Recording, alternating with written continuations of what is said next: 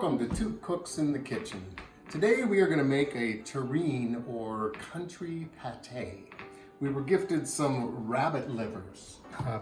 So this is what I found to utilize them. We're going to clean up the livers, and we have 11 ounces of rabbit livers, 11 ounces of bacon, a pound of pork shoulder, and we're going to use some garlic, shallot, a little bit of thyme, a tablespoon of thyme, 2 tablespoons of parsley, 2 bay leaves, a half cup of pistachios, a pinch each of ginger, cloves, and mace, and 1 ounce of the finest brandy. Whatever. So I'm going to clean up these livers, and all of this meat is going to get chopped into very small pieces. And everything else is all going to be combined with it. I'll, chop up the thyme and the parsley small, the garlic and the shallot. And this is all going to sit in a bowl for a little while and let the flavors mix together. And then briefly pulse it in the food processor to kind of chop it up a little bit finer. And then we're going to put it in the pan and cook it. And that's what today's going to be like. I'm going to work on this meat and get it into little tiny pieces, and we'll come back when that's done. So these livers are already pretty clean. There was just a little tiny bit of gristle I had to take off of them. But also, this can be made with any kind of liver. If you're making more of a pate, you could do this with chicken livers, which are easy to find.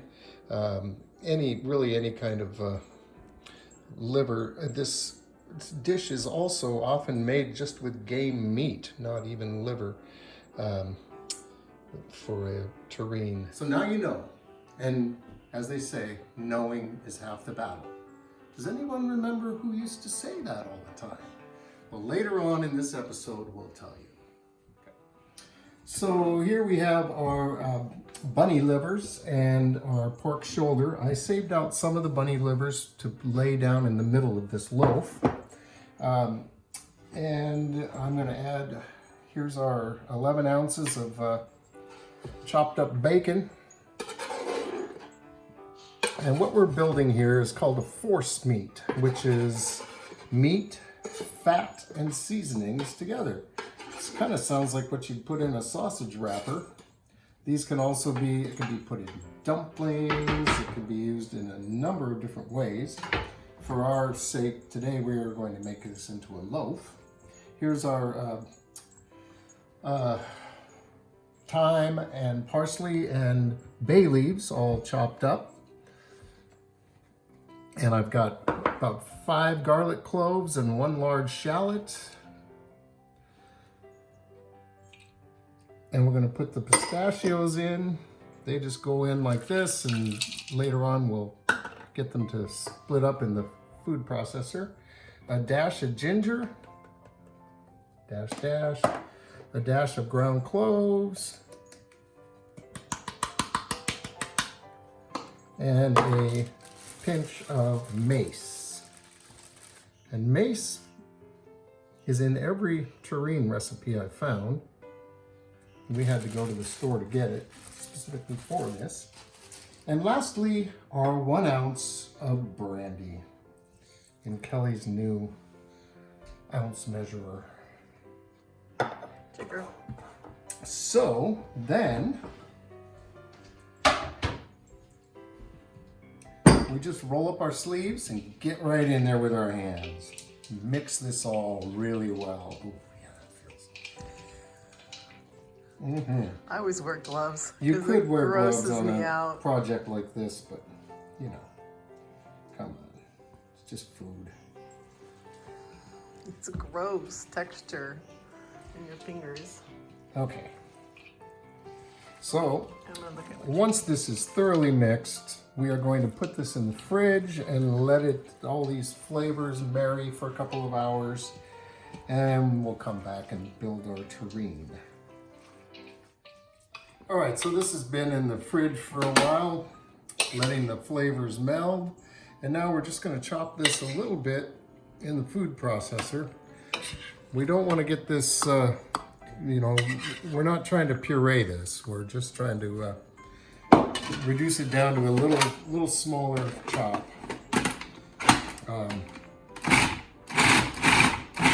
If we pureed this so it was smooth, we'd be making more like a mousseline, which, like the name, you would want to be like a smooth mousse. But this is much more of a country dish, not so refined as all that. Oh, it's greasy.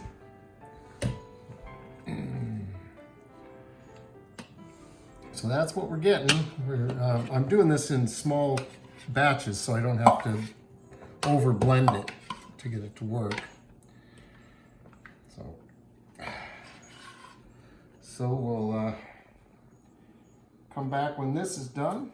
All right, so we are ready to assemble our terrine. I have lined this loaf pan with parchment paper and then overlapping pieces of Parma ham, prosciutto.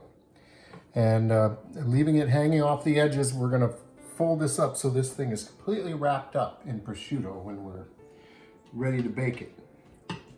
So, this is gonna be kind of a tight fit, but we're gonna put half this mixture in here.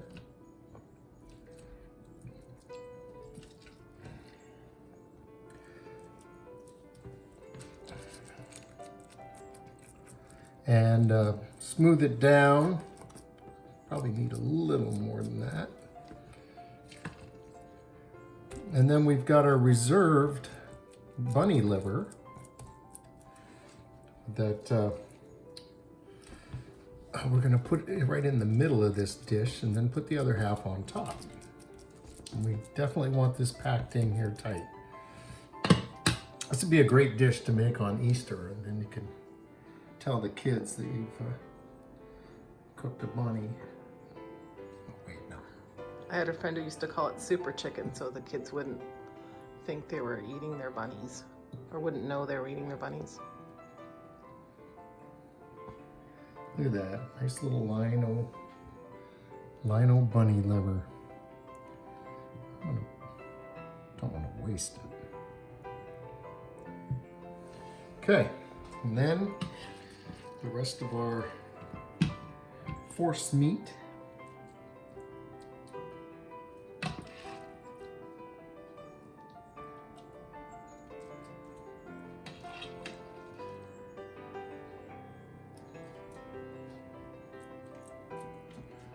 Yeah, this is certainly going to fill this pan, but this is the best pan I had for doing this.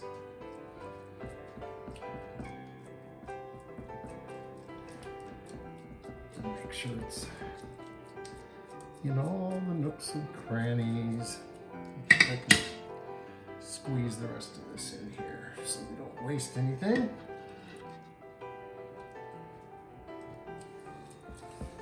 So, yeah. It's a nice gooey mess. But you know, after this gets cooked, it's going to be just lovely. Now we're going to put another piece of the prosciutto over the top.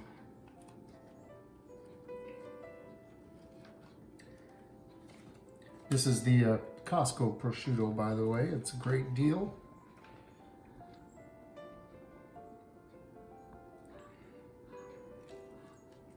If a little difficult to work with. But I haven't ever seen prosciutto that isn't. And then we're going to fold these hanging flaps over the top of this thing.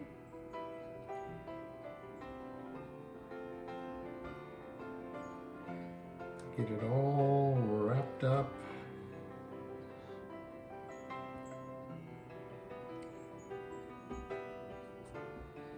And then I'm going to use the rest of this to finish the job.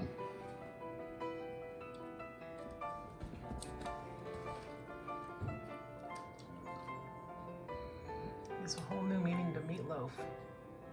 Yeah. Similar.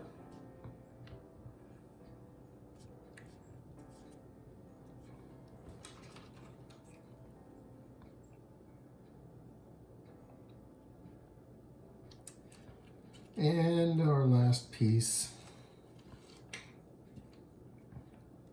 See if I can get this to stay together. Nope.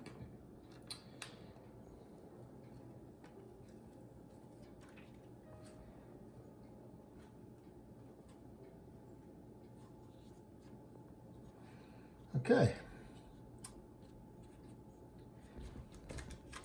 And there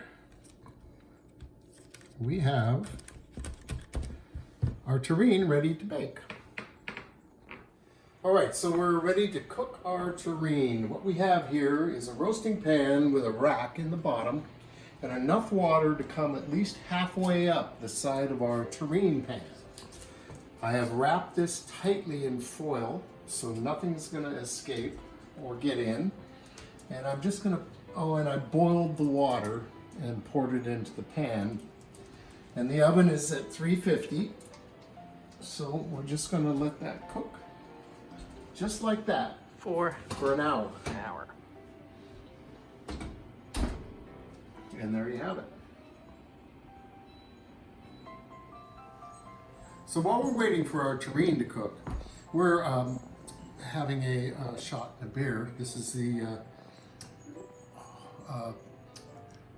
Don Julio 70th anniversary double añejo or something blanco, añejo blanco. It's the most delicious tequila in the world. Tastes like white chocolate. So you know, one of the things, this is the 4th of July, by the way, which is why we're celebrating with a shot and a beer. One of the things I really miss during this quarantinio is having people over and sharing food with them. We make all this delicious food and we can't share it with anybody. I made ice cream yesterday and we have to eat it all.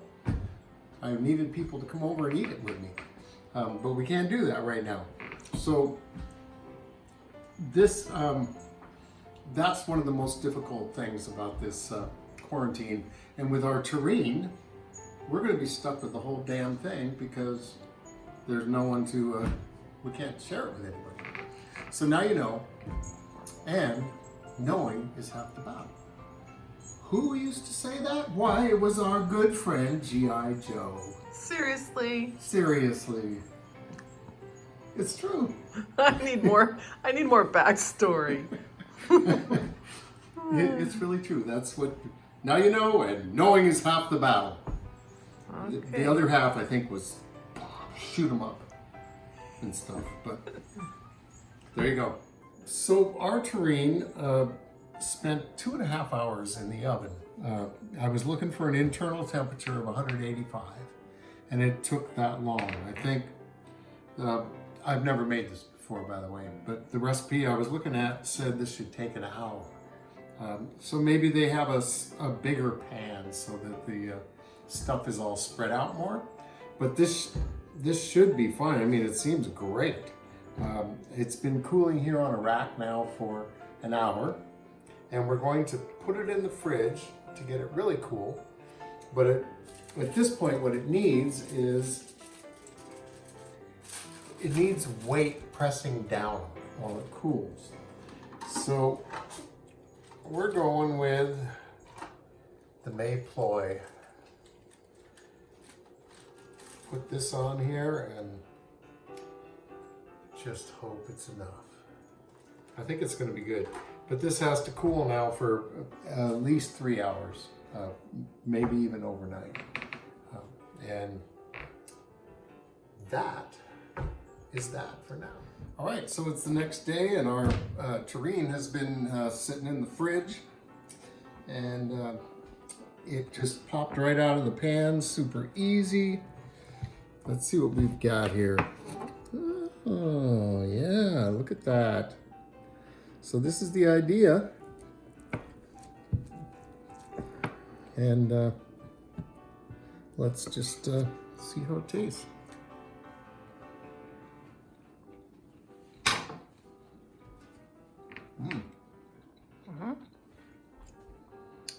Okay. That's really pretty good. I'm definitely tasting the duck liver in there. Duck liver? No, it was rabbit liver. Definitely tasting the rabbit liver in there. I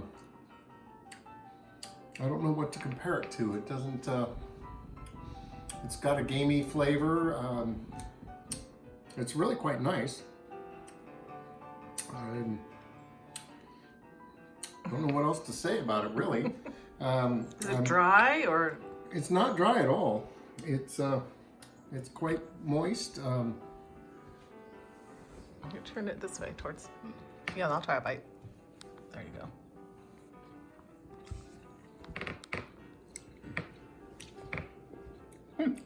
Okay, that's Oh yeah, it's really pretty good. that's good. It's got just barely enough salt. Yeah, I mean you could even fry it up a little, you know, like Spam or something. Only way better than Spam. It's very interesting. And there you have it. Did you point out that you had to cook it longer than an hour? Yes. Okay, I can't remember if we talked about that. That was yesterday. That was yesterday, yeah. I think there you have it, a terrine. My first. First time for everything. Glad to have you along on this experiment. Thanks for watching Two Cooks in the Kitchen, and we'll see you next time.